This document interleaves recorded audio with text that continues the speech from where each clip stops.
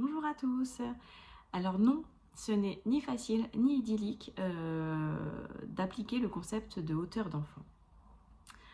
Pourquoi? Parce qu'en fait, la hauteur d'enfant, ce n'est pas une méthode, c'est un regard posé, c'est un regard social, c'est un regard qui est différent de celui qu'on a toujours tous connu sur l'enfant. Alors, quand on a ce regard, on est beaucoup plus à même de réussir dans cette dynamique d'accompagnement positif ou d'accompagnement à hauteur d'enfant. Parce qu'on on a cette ligne guide, ce sens profond à l'intérieur de nous qui va nous orienter en tout cas vers les meilleures attitudes, les meilleures réactions. Mais globalement, c'est pas simple tous les jours. Ça implique de se réinventer chaque jour, de réinventer sa patience, parce que ça nécessite beaucoup de patience, et sa créativité. Sa créativité pour éviter d'user des bonnes vieilles habitudes, de crier, d'humilier, de frapper, de punir, de menacer, de faire peur. Le but de ça, c'est quoi? C'est d'amener une compétence à l'enfant. Quand l'enfant il a une attitude inappropriée, inadaptée, que certains peuvent considérer irrespectueuse ou tyrannique ou tout ce qu'on veut bien entendre aujourd'hui, le rôle du parent, c'est pas d'aller l'assassiner encore plus. S'il agit comme ça, l'enfant, c'est qu'il sait pas mieux faire. Donc il faut le doter d'une compétence pour apprendre à faire mieux la fois d'après. Alors, c'est comme je le disais, en fait, c'est du bon sens chaque jour, en fonction du regard qu'on a posé qui est différent.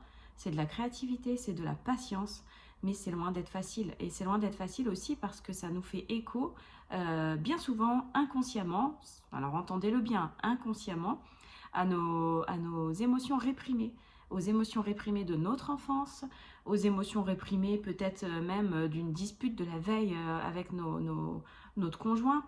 En attendant, c'est souvent nos émotions réprimées qui nous font réagir de manière excessive face à une attitude d'un enfant. Donc ça nous arrive à tous, la fatigue, la lassitude d'une journée éprouvante. Moi-même, la première, il m'arrive parfois d'avoir envie de hausser le ton, d'avoir envie d'utiliser la facilité, d'utiliser un mode exécutoire rapide.